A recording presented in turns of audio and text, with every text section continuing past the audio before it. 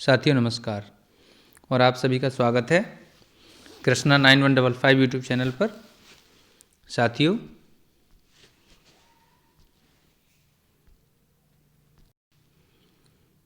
इस वीडियो में हम मध्य प्रदेश के प्रमुख राजवंशों के बारे में पढ़ेंगे। ठीक है, चलिए देखिए प्रश्नों के माध्यम से इसे हम समझेंगे। देखिए पहला प्रश्न यहाँ है, परमार वंश की स्थापना किसने की थी? ठीक है, परमार वंश की स्थापना। देखिए दोस्तों, उपेंद्र कृष्ण राज, महाराज भोज, सियांक या परमार्दी देव।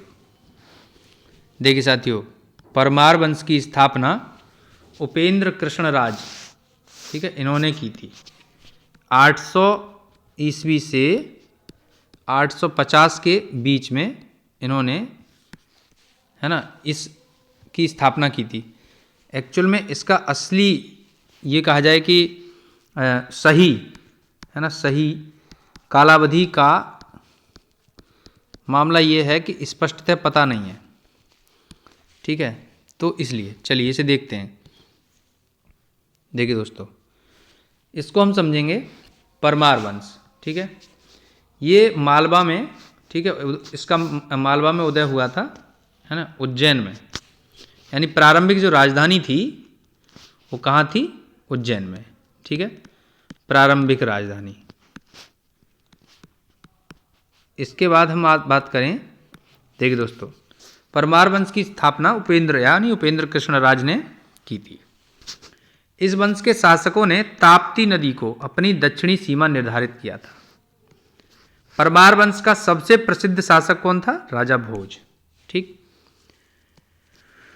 राजा भोज ने धार यानी धारा नगरी, ठीक है, धारा नगरी को अपनी राजधानी बनाया था।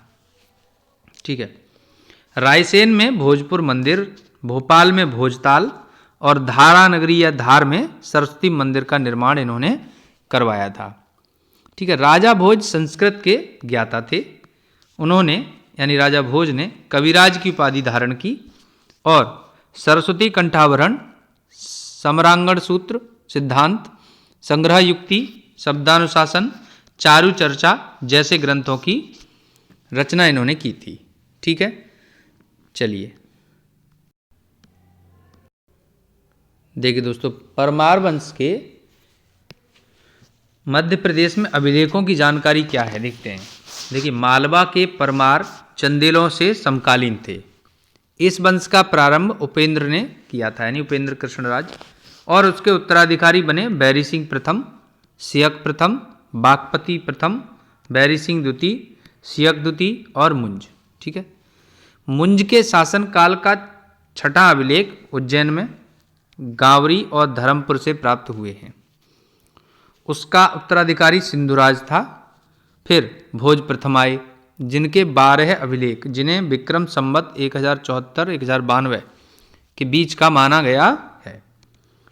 उज्जैन, देपालपुर, धार, बेटमा, भोजपुर और मेहंदी से प्राप्त हुए हैं। ये भारतीय इतिहास के इस पौराणिक चरित्र के ऐतिहासिक और सांस्कृतिक उपलब्धियों पर काफी प्रकाश डालते हैं। ठीक, देखिए, भोज का उत्तराधिकारी बना जय सिंह, जिसका विक्रम संवत 1112 का ताम्रपत्र लेख मानधाता से प्राप्त हुआ है। इस अभिलेख में शासक द्वारा किए गए कुछ दानों का विवरण है। जय सिंह का उत्तराधिकारी था उदयादित्य, जिसके शासनकाल के 12 अभिलेख उज्जैन, उदयपुर, ऊन, धार, भोपाल से मिले हैं। उसने उदयपुर में नीलकंठेश्वर मंदिर का निर्माण करवाया। उसने यानी किसने? उदयादित्य ने। उसकी स्वर्ण मुद्राएं इंदौर से मिली हैं। ठीक है, चलिए आगे देखते हैं। देखिए साथियों, अगला प्रश्न है, किस वंश के राजाओं ने महेश्वर नगर की स्थापना की? देखिए, महेश्वर नगर जो है उसका प्राचीन नाम महिष्मती था। महिष्मती। ठीक, तो महिष्मती नगर के नाम से स्थापना की थी। किसने की थी? परमार, हेहय, वाकाटक, सुंग। तो ये महेश्वर नगर की स्थापना की थी है वंश के राजाओं ने। ठीक है, अब देखिए है की बात करें तो चलिए देखिए यहाँ पे क्या है वंश। यदु कबीले के शासक है ने इस वंश की स्थापना की थी। ठीक, इस वंश के राजा महिष्मत ने नर्मदा के किनारे महिष्मती महेश्वर नगर की स्थापना की थी। इस वंश के शासक कीर्तवीर अर्जुन ने अयोध्या और लंकेश शासकों को हराया था। ठीक है, गुर्जरों के प्रभाव के चलते इस वंश का पतन हो गया। ठीक है, इसमें देखेंगे आगे हम, देखिए आगे है तुंडी केरे दमोह में, त्रिपुरी दसमर्ण विदिशा में और अनूप निमाड़ में।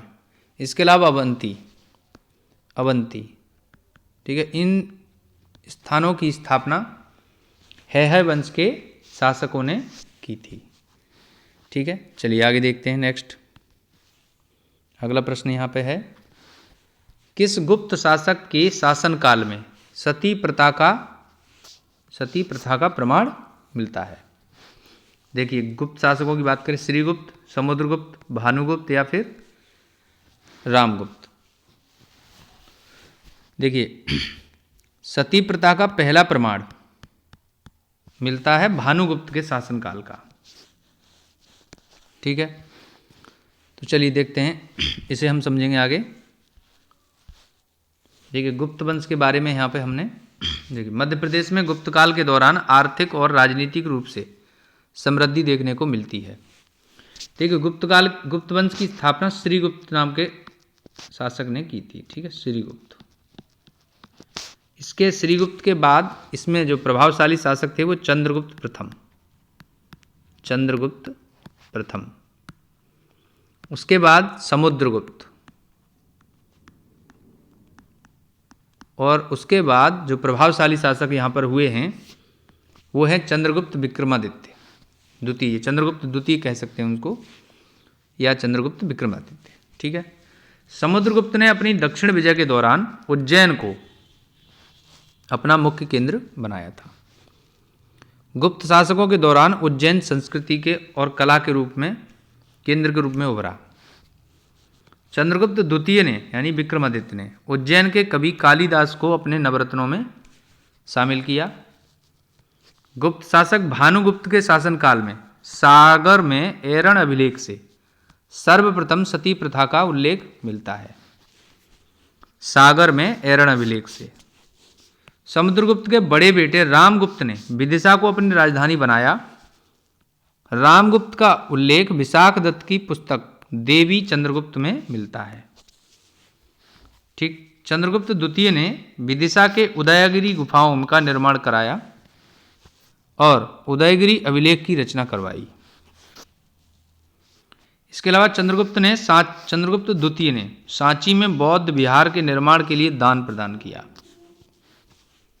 गुप्त शासक कुमारगुप्त के शासनकाल में मंदसौर अभिलेख की रचना करवाई गई और इस अभिलेख में सूर्य मंदिर के निर्माण का उल्लेख मिलता है। देखिए कुमारगुप्त के शासनकाल में नालंदा विश्वविद्यालय की स्थापना भी हुई थी। ठीक है, नालंदा विश्वविद्यालय जो कि उस समय का अपने आप में सबसे बड़ा और पहला विश्वविद्यालय था, आवासीय विश्वविद्यालय। ठीक है, चलिए इसमें आगे देखते हैं। देखिए दोस्तों, गुप्त वंश के मध्य प्रदेश में अभिलेख। देखिए समुद्रगुप्त के इलाहाबाद स्तंभ अभिलेख से ज्ञात होता है कि अपने विजय अभियान के अंतर्गत उसने मध्य प्रदेश के कुछ भाग पर अधिकार कर लिया था।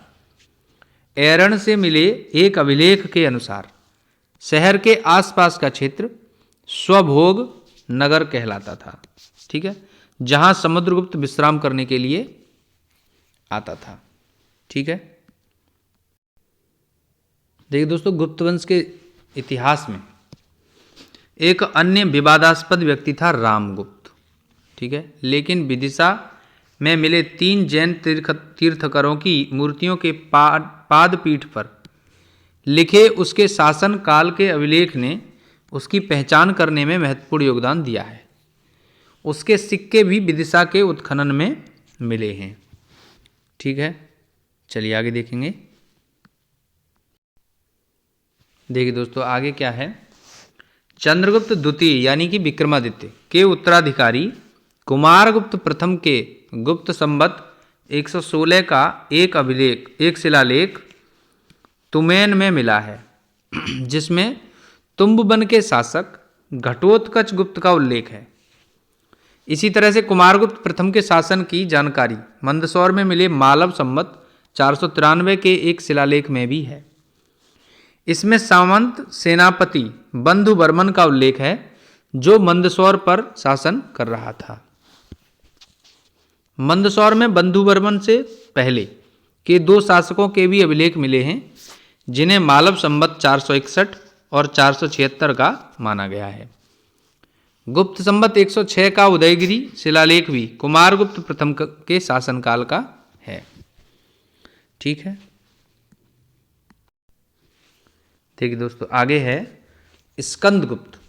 ठीक है, स्कंदगुप्त के बाद क्रमशः पुरुगुप्त, बंधुगुप्त, बुद्धगुप्त, नरसिंहगुप्त, कुमारगुप्त द्वितीय या तृतीय और विष्णुगुप्त उनके उत्तराधिकारी बने। बुद्धगुप्त के शासनकाल का एक स्तंभलेख एरण में पाया गया है, जिसमें मातृ विष्णु और धन्य विष्णु का उल्लेख है, जो गुप्त संवत 165 का माना जाता है। शंकरपुर सीधी जिले से मिले एक ताम्रपत्र, जिसे गुप्त संवत 166 का माना गया है। इससे संकेत मिलता है कि गुप्त साम्राज्य तब तक अखंड था। लेकिन एरण से मिले एक शिलालेख के अनुसार ऐसा लगता है कि गुप्त संवत 191 तक इस साम्राज्य का पतन हो गया था, क्योंकि इस शिलालेख में एक राजकुमार भानुगुप्त का उल्लेख है, जो इस साम्राज्य पर स्वतंत्र रूप से शासन कर रहा था। उसके कर्मचारी गोपीराज की मृत्यु संभवतः हूण शासक तोरमाण के विरुद्ध हुए युद्ध में हो गई थी। ठीक है, चलिए तो इतने सारे फैक्ट्स हमने गुप्त वंश से संबंधित पढ़े। अगला देखते हैं। अगला क्वेश्चन है कि निम्नलिखित में से किस शुंग शासक को बौद्ध धर्म का विनाशक कहा जाता है। ठीक है, देखिए दोस्तों बौद्ध धर्म की विनाशक की बात करें तो शुंग शासकों में तो ये पुष्यमित्र शुंग, अग्निमित्र शुंग, वसुमित्र शुंग या वज्रमित्र शुंग, इनमें से कौन है। देखिए दोस्तों ये है पुष्यमित्र शुंग। ठीक है, ये एक ब्राह्मण वंश है। ठीक है, ब्राह्मण वंश। ठीक है, तो चलिए इसको हम देखते हैं आगे। देखिए साथियों शुंग वंश के बारे में देखते हैं, थोड़ा सा पॉइंट्स हैं कुछ। मौर्य वंश के पश्चात पुष्यमित्र शुंग ने शुंग वंश की स्थापना की थी। शुंग वंश की राजधानी विदिशा थी। शुंग वंश के शासक अग्निमित्र का उल्लेख कालिदास की पुस्तक मालविका अग्निमित्रम में मिलता है। शुंग शासकों ने सांची के स्तूप के चारों ओर रेलिंग या वेदिका का निर्माण करवाया था। शुंग वंश के शासनकाल में ही यूनानी शासक ठीक है एंटीओलकिड्स ने अपने राजदूत हेरोडोटस को भारत भेजा था। हेलियोडोरस ने वैष्णव संप्रदाय को अपनाते हुए विदिशा में गरुण स्तंभ या हेलियोडोरस स्तंभ की स्थापना की थी। ठीक है, पुष्यमित्र शुंग को बौद्ध धर्म का विनाशक कहा जाता है। शुंग शासकों ने ग्रीक शासकों से है ना मतलब काली सिंध नदी के तट पर युद्ध किया और उसे हराया। ठीक है, चलिए आगे देखेंगे हम। देखिए दोस्तों अगला क्वेश्चन है बाकाटक वंश का अंतिम शासक कौन था। देखिए पृथ्वीसेन, हरिसेन, प्रवरसेन, रुद्रसेन। देखिए इनमें जो बाकाटक वंश का अंतिम शासक है वो है हरिसेन। ठीक है, चलिए देखते हैं इसको। देखिए दोस्तों बाकाटक वंश जो है इसकी स्थापना विंध्य शक्ति प्रथम ने की थी। ठीक है, देखिए एग्जाम पॉइंट ऑफ व्यू से हमें कुछ महत्वपूर्ण पॉइंट्स ही पढ़ने चाहिए। ऐसे तो इतिहास इतना बड़ा है कि उसको पढ़ेंगे तो है ना परीक्षा हमारी रह जाएगी। इस वंश की राजधानी विदिशा थी। विंध्य शक्ति के पुत्र प्रवरसेन ने अपने साम्राज्य का विस्तार नर्मदा के उत्तरी क्षेत्र तक किया था। समुद्रगुप्त ने अपने दक्षिणी अभियान के दौरान वाकाटक वंश पर अधिकार कर लिया था। समुद्रगुप्त द्वितीय ने वाकाटक वंश की राजकुमारी प्रभावती से विवाह किया। ठीक है, और हरिसेन वाकाटक वंश का अंतिम शासक था। ठीक है, चलिए आगे देखेंगे नेक्स्ट। देखिए दोस्तों, आगे इसके बाद आता है कलचुरी। ठीक है, कलचुरी वंश। देखिए कलचुरी वंश की बात करें तो 550 ईस्वी में कृष्णराज ने कलचुरी वंश की स्थापना की थी। कलचुरी वंश की 4 शाखाएं थीं। देखिए कौन कौन सी हैं, जैसे माहिष्मती के कलचुरी, त्रिपुरी के कलचुरी, रतनपुर के कलचुरी और रायपुर के कलचुरी। ठीक है, चलिए अगला देखेंगे नेक्स्ट। देखिए साथियों, अगला है चंदेल वंश। ठीक है, चंदेल वंश की बात करेंगे अब हम। देखिए इस वंश की स्थापना नन्नुक चंदेल ने की थी। ठीक है, चंदेल शासकों ने खजुराहो महोबा के क्षेत्र पर अपना राज्य स्थापित किया था। चंदेलों का शासन वर्तमान बुंदेलखंड तक स्थापित था। इस साम्राज्य को जेजक भुक्ति है ना कहा जाता है। चंदेल शासक यशोवर्मन ने खजुराहो में विष्णु मंदिर का निर्माण कराया। यह सुवर्णन के पुत्र धंगदेव ने स्वतंत्र चंदेल राज्य की स्थापना की थी। यहाँ धंगदेव ने खजुराहो में पार्श्वनाथ मंदिर और विश्वनाथ मंदिर का निर्माण करवाया था। महमूद गजनबी के विरुद्ध बनाए गए संघ में धंगदेव ने भी भाग लिया था। चंदेल शासक विद्याधर ने महमूद गजनबी से साम्राज्य की रक्षा की और कंदरिया महादेव का मंदिर का निर्माण करवाया था। ठीक है, देखिए परमार देव ने, देखिए दोस्तों, परमार देव ने गुलाम वंश के शासक कुतुबुद्दीन ऐबक की अधीनता स्वीकार कर ली, जिस कारण चंदेल वंश दिल्ली सल्तनत के अधीन हो गया। चंदेल शासक परमार देव के दरबार में आल्हा और उदल जैसे योद्धा थे, जिन्होंने पृथ्वीराज चौहान से युद्ध कर अपने शासक की जान बचाई थी। ठीक है, चलिए अगला देखेंगे नेक्स्ट। नेक्स्ट है दोस्तों बुंदेल वंश। देखिए इस वंश की स्थापना 1531 में रुद्र प्रताप बुंदेला ने की थी। ठीक है, और बुंदेल वंश की राजधानी ओरछा थी। ठीक, इस वंश के शासक वीर सिंह बुंदेला ने जहांगीर के कहने पर अब्दुल फजल की हत्या कर दी थी। ठीक है, चलिए नेक्स्ट हम समझेंगे बघेल वंश। देखिए दोस्तों, इस वंश का शासन वर्तमान रीवा क्षेत्र तक था। रामचंद्र देव बघेल वंश के प्रभावी शासक थे। मशहूर संगीतज्ञ तानसेन ने अपना दरबारी जीवन रामचंद्र के दरबार से प्रारंभ किया था। मुगल शासक अकबर ने रामचंद्र को पराजित करके रीवा को मुगल साम्राज्य में मिलाया और तानसेन को अपने नवरत्नों में शामिल किया। स्वतंत्रता के पश्चात बघेल वंश विंध्य प्रदेश के रूप में भारतीय संघ में शामिल हुआ। बघेल वंश के अंतिम शासक मार्तंड सिंह थे। ठीक है, जो रीवा से सांसद चुने गए। ठीक है, चलिए आगे देखेंगे नेक्स्ट। नेक्स्ट है दोस्तों होलकर वंश। देखिए 1730 में मल्हार राव होलकर प्रथम ने होलकर वंश की स्थापना की थी। ठीक है, 1731 में मालवा को 3 सरदारों में बांट दिया गया, होलकर, पवार और सिंधिया। देखिए 1732 में मालवा में 5 मराठा राज्यों की नींव पड़ी।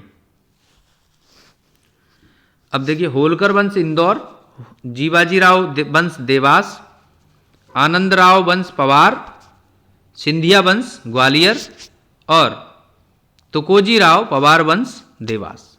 ठीक है, इन 5 राज्यों में ये बट गया। 1767 में अहिल्याबाई होलकर ने वंश की बागडोर संभाली।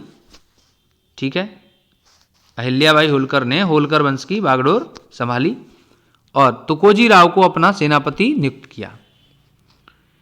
इसके अलावा तुकोजीराव तृतीय होलकर वंश के अंतिम शासक थे। होलकर राज्य का विलय तुकोजीराव तृतीय ने भारतीय संघ में किया था। ठीक है, यहाँ अहिल्याबाई होलकर की बात जो है ये इंपॉर्टेंट है। अहिल्याबाई जो हैं अपने मृत्यु पर्यंत यानी मृत्यु तक उन्होंने शासन किया था। ठीक है, चलिए आगे देखेंगे हम सिंधिया वंश। देखिए साथियों, सिंधिया वंश के बारे में बात करें तो इस वंश की स्थापना राणा जी सिंधिया ने की, जिन्हें पेशवा ने मालवा का एक भाग 1731 में प्रदान किया था। 1765 में महादजी सिंधिया ने उज्जैन को अपनी राजधानी बनाया। 1794 में दौलत राव सिंधिया ने ग्वालियर को अपनी राजधानी बनाया। ठीक है, 1857 की क्रांति में ग्वालियर में सिंधिया वंश के शासक जयाजीराव सिंधिया थे, जिन्होंने ब्रिटिश सरकार की मदद की। ठीक है, ब्रिटिश सरकार की मदद की। ठीक है, इंपॉर्टेंट पॉइंट। 1948 में जीवाजीराव सिंधिया ने ग्वालियर राज्य को भारतीय संघ में सम्मिलित करवाया था। देखिए दोस्तों, मध्य प्रदेश से संबंधित जितने राजवंश हैं, प्रमुख राजवंश, ठीक है, उन्हें हमने इस वीडियो में पढ़ा। हमने इन्हें संक्षेप में पढ़ा है। ठीक है, डिटेल वीडियोस मतलब डिटेल लेक्चर्स हम इस राजवंशों के बारे में पढ़ेंगे बाद में। ठीक है, धीरे धीरे करके एक एक करके, जो कि मध्य प्रदेश PCS के लिए है ना इम्पोर्टेंट होते हैं। तो ये हमने वनडे एग्जाम के हिसाब से वन लाइनर पॉइंट्स को लेकर के ये वीडियो तैयार किया है। ठीक है, तो यदि आपको ये वीडियो अच्छा लगा है, हेल्पफुल लगा है, तो प्लीज़ इसे लाइक करें, शेयर करें, कमेंट करें और चैनल को सब्सक्राइब कर लीजिए। Thanks for watching.